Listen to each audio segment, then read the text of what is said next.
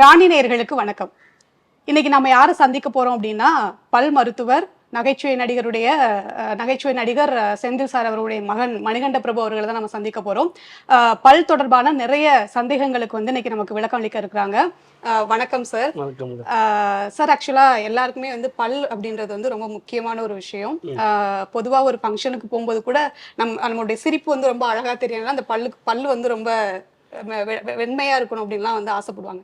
So அந்த அளவுக்கு முக்கியத்துவம் உள்ள இந்த பல் டெண்டல்ல நீங்க ஒரு நல்ல மருத்துவரா இன்னைக்கு உங்களுடைய பங்களிப்பை கொடுத்துட்டு இருக்கீங்க. கேட்கறதுக்கே சந்தோஷமா இருக்கு. சரி. ஸோ பொதுவா பல்லுக்கு நம்ம எந்த அளவுக்கு இம்பார்ட்டன்ஸ் கொடுக்கணும் சார்? அதுலேருந்து வரக்கூடிய பிரச்சனைகளை நம்ம எப்படி தவிர்க்கிறது சார்? அதை எப்படி நம்ம மெயின்டைன் பண்றது? ஓகே. இதுக்கு முன்னாடி இருந்த ஜென்ரேஷன்ல எல்லாம் பார்த்தீங்கன்னா பல்லை ஒரு பெருசாவே எடுத்துக்க மாட்டாங்க. பல்லில் ஏதாச்சும் ஒரு பிரச்சனைனா அதை எப்படியாச்சும் பிடுங்கி போட்டுறதுக்கு தான் அவங்க பார்ப்பாங்க. அதனால தான் முன்னாடி ஒரு காலத்துலலாம் பல் இல்லாமலாம் நிறையா பேர் இருந்திருக்காங்க. இப்போ இருக்கிற ஜென்ரேஷனில் பார்த்திங்கன்னா பல்லோட முக்கியத்துவம் அவங்களுக்கு தெரியுது.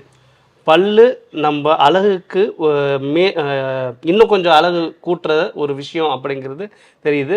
ப்ளஸ் அது மட்டும் இல்லாமல் நம்ம சாப்பிட்றதுக்கு, பேசுறதுக்கு, கடிக்கிறதுக்கு இது எல்லாத்துக்குமே யூஸ் ஆகிறது இந்த பல்லு அப்படிங்கிறது இப்போ இருக்கிற ஜென்ரேஷன் எல்லாருக்குமே தெரியுது. அதனால தான் இப்போ இந்த டென்டிஸ்ட்டோ இல்லை டென்டல் ட்ரீட்மெண்ட்ஸோ அதுக்கேற்றாப்புல நமக்கு உயர்ந்திருக்கு. பல்லை பராமரிக்கிறதுல ஒன்றும் பெரிய விஷயம் கிடையாதுங்க. காலையில் நைட்டு முடிஞ்சால் மத்தியானம் நம்ம ரெகுலராக பல்லு விளக்கிட்டாலே போதும். சரிங்களா? இன்னொன்று, பல்லு விளக்குறதும் சும்மா ஒரு ஏனாதனமாக பல்லு விளக்குறதும் ஒரு கேட்டகரி இருக்காங்க. ரொம்ப நேரம் உட்காந்து பல்லு விளக்குற ஒரு கேட்டகரியும் இருக்கிறாங்க. அப்படிலாம் இல்லாமல் 2 நிமிஷம், அந்த 2 நிமிஷத்துக்குள்ளேயும் எல்லா சைடும் ஆஃப் த பல்லும், பின்னாடி இருக்கிற பல்லு, முன்னாடி இருக்கிற பல்லு, இது எல்லாத்தையுமே கவர் பண்ணி ஃபினிஷ் பண்ணிடணும். அப்படி ஃபினிஷ் பண்ணிட்டாங்கன்னா அதுவே போதும் அவங்க பல்லா பராமரிக்கிறதுக்கு. வேறு எதுவும் புதுசாக ஃபாரின்லேருந்து எக்யூப்மெண்ட்லாம் அவங்க வாங்கி வச்சு பண்ணணும்னு அவசியமே இல்லை. சார், இப்போ பல்லு விளக்குறதுக்குன்னு ஒரு டைம் இருக்குல்ல சார்? அதாவது சிலர் பார்த்தீங்கன்னா 5 நிமிஷத்துக்கு மேலெல்லாம் போட்டு பயங்கரமாக தேய்ச்சிட்டு இருப்பாங்க. ஸோ அந்த மாதிரி செய்கிறது நல்லதுங்களா சார்? ஏன்னா அதில் உள்ள எனாமல் போயிடாதுங்களா சார்? கண்டிப்பாக போகுங்க. அதாவது எறும்பு ஊற கல்லுந்தேயுன்னு சொல்லுவாங்க இல்லையா? அதே மாதிரி தான் அவங்க ஒரு நாள் 5 நிமிஷம்லாம் பல்லு விளக்கலை, பல நாள் அது செய்கிறதுனால என்ன ஆகும் அப்படின்னு பார்த்தீங்கன்னா, அந்த ப்ரஷ்ஷு வச்சு தேய்க்க எனாமல் கொஞ்சம் கொஞ்சமாக தேய ஆரம்பிக்கும்.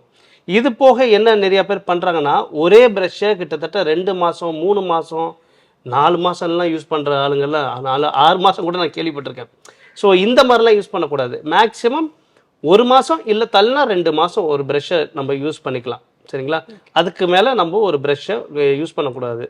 அந்த மாதிரி யூஸ் பண்ணாலும் ஒரு லைட்டான ஒரு ப்ரெஷரில் வச்சு 2 நிமிஷம் போதும். சரிங்களா? அந்த 2 நிமிஷத்துக்குள்ளே பல்லு விளக்கிட்டாங்கன்னா நல்லது. சார், இப்போது பல் சொத்தை அப்படின்றது குழந்தைங்கள்லேருந்து பெரியவங்க வரைக்கும் எல்லாருக்குமே இருக்குது. அது ஆரம்பத்திலே நம்ம எப்படி கண்டுபிடிக்கிறது சார்? அதுக்கு எப்படி என்ன தீர்வு பண்ணுறது? சரி, ஆரம்பத்தில் கண்டுபிடிக்கிறது கொஞ்சம் கஷ்டம்தான். பட் ஆனால் எப்போ விசிபிளாக அது தெரிய ஆரம்பிக்கும்னா, ஒன்று கலர் மாறினப்போவோ, இல்லை கொஞ்சம் பல் கூச்சம் வர ஆரம்பிக்கலாம், இல்லை சாப்பாடு போய் அந்த இடத்துல மாற்ற மாதிரி தெரியலாம். இந்த மாதிரி நேரத்தில் நம்ம ஃபஸ்ட்டே போய் டென்டிஸ்ட்டை பார்த்துக்கிட்டோம்னா வெறும் கன்சல்டேஷனில் கூட சம்டைம்ஸ் முடிஞ்சிடும். அப்படி இல்லைன்னா ஒரு சின்ன ஃபில்லிங்லேயே முடிஞ்சிடும். நம்மளோட அலட்சியத்தினால தான் என்ன ஆகும் அப்படின்னு பார்த்தீங்கன்னா, இப்படி சின்ன சொத்தையாக இருக்குதா, இந்த சின்ன சொத்தை நம்ம உள்ளே இருக்கிற பல்ப்பு நரம்பு மண்டலம் இதை ரீச் ஆகிறதுக்கு கிட்டத்தட்ட பார்த்தீங்கன்னா 2 வருஷம் to 4 வருஷம் ஆகும். பல் சொத்தை எல்லாருமே நேற்று ஆரம்பித்து இன்றைக்கி வந்துடுது அப்படின்னு நினைக்கிறாங்க. அப்படி கிடையாது.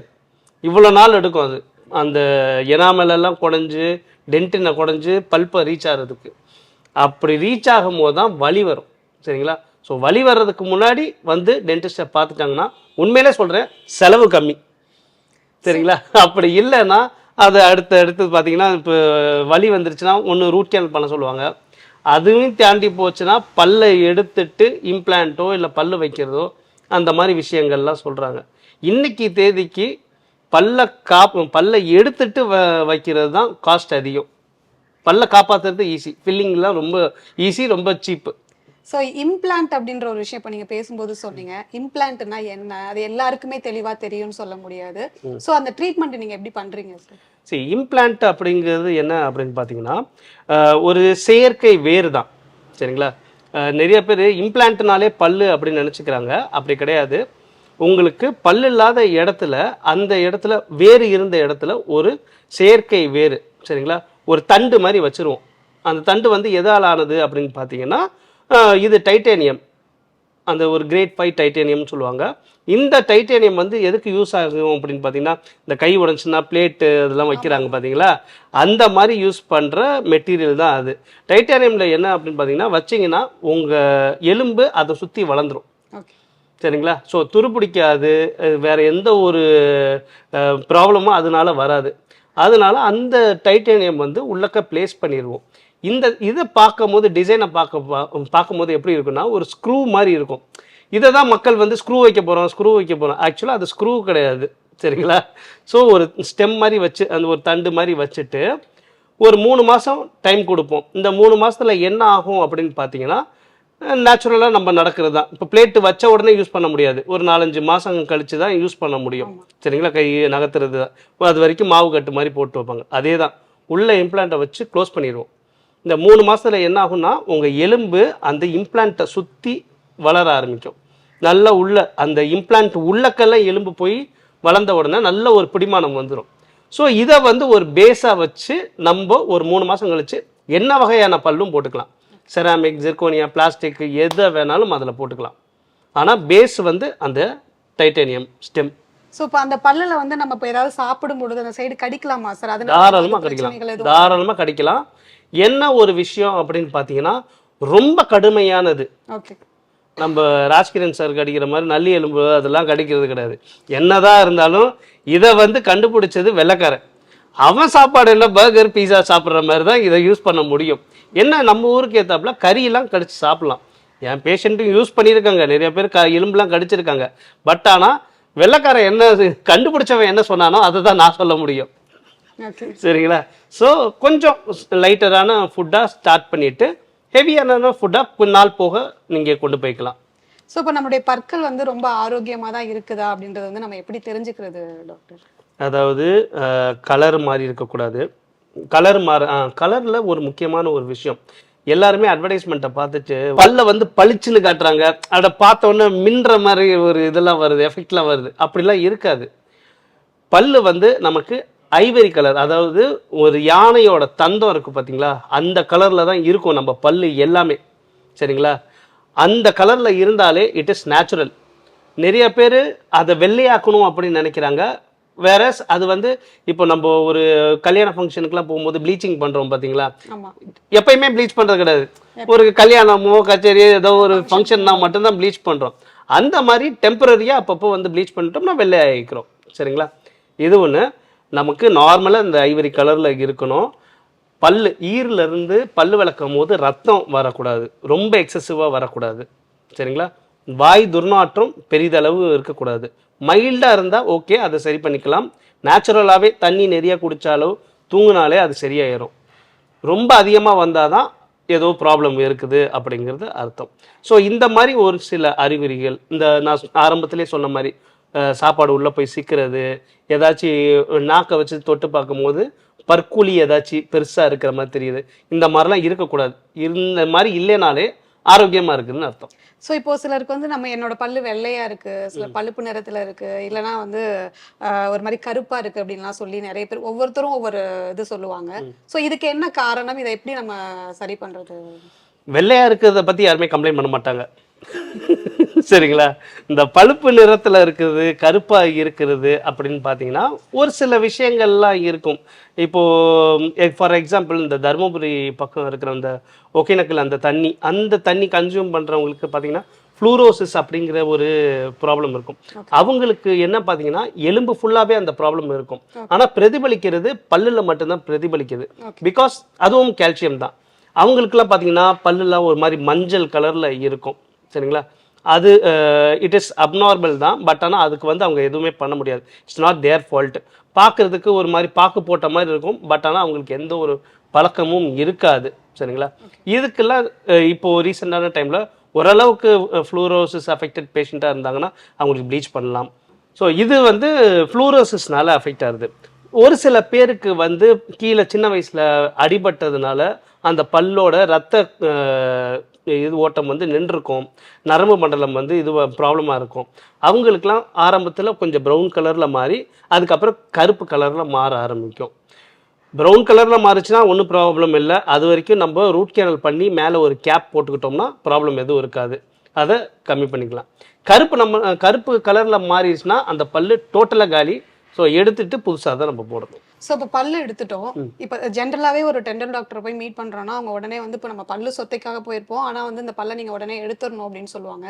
அப்போதான் இந்த ரூட் கனால் அப்படின்றது ஒரு விஷயம் வரும். ரூட் கனால் அப்படின்றது என்ன டாக்டர்? ஸோ அதை எப்படி நீங்கள் அதை ட்ரீட் பண்ணுறீங்க? சரி, ரூட் கனால் அப்படிங்கிறது என்னன்னா உங்களோட பல் சொத்தை வந்து வேறு வரைக்கும் போயிடுச்சு. சரிங்களா? வேறு வரைக்கும் போயிடுச்சு. வேறு வரைக்கும் போனதுக்கப்புறம் என்ன ஆகும்னா அந்த சொத்தையினால் வலி வர ஆரம்பிக்கும். சரிங்களா? வலி அந்த பல்ப் வந்து எக்ஸ்போஸ் ஆனதுனால வலி வர ஆரம்பிக்கும். ஸோ இந்த டைமில் என்ன அப்படின்னு பார்த்தீங்கன்னா அந்த பல்லில் கெனல்ஸ் இருக்கும். வேரோடல கெனல், அதாவது ஒரு ஓட்டை மாதிரி இருக்கும்.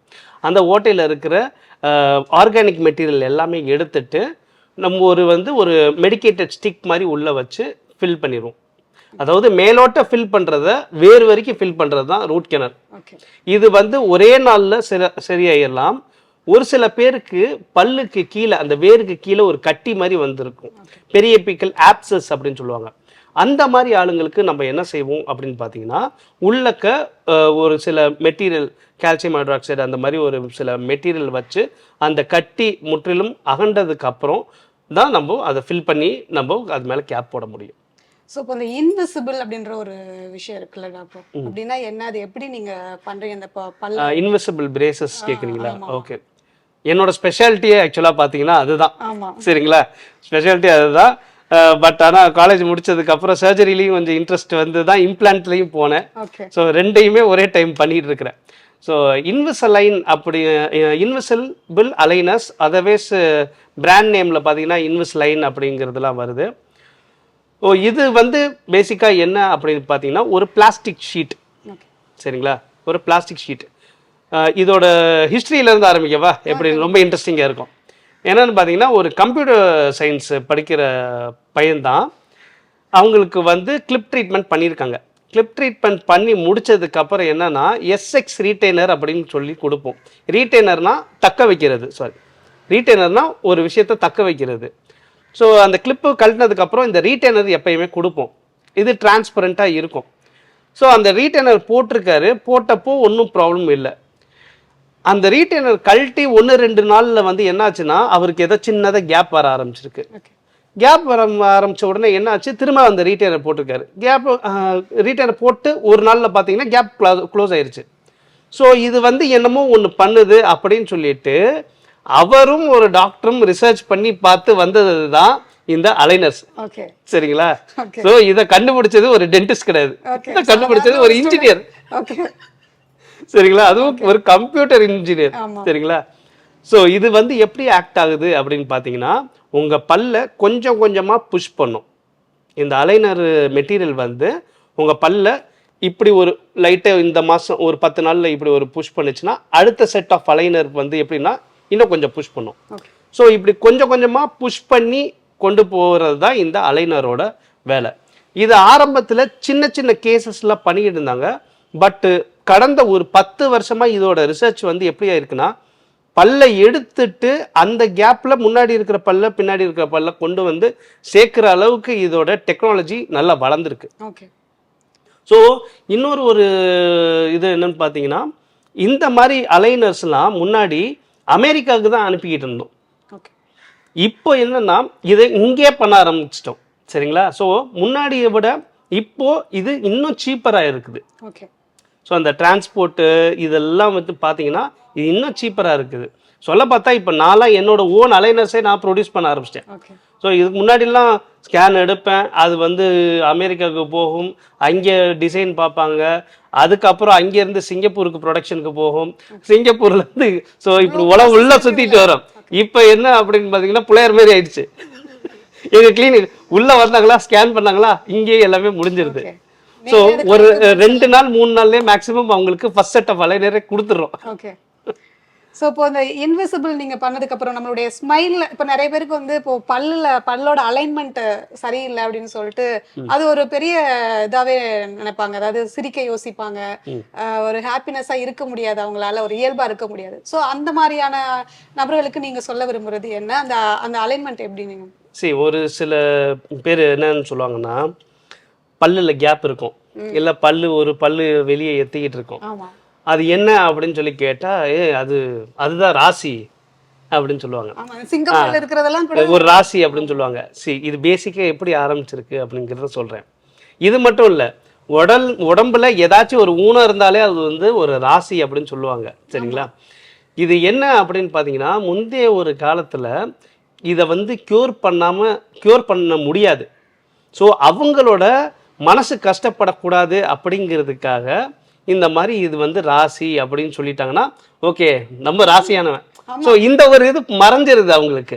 சரிங்களா? கீழ இங்க மேல 2 இருக்கும், கீழ 2 இருக்கும், கேப் இருக்கும், சந்து பல்லு இருக்கும். அவங்களுக்குலாம் பார்த்தா அதுதான் ராசி, அதுதான் பணம் வரவுன்னு சொல்லுவாங்க. அதுல இருந்து எங்க பணம் தெரியாது.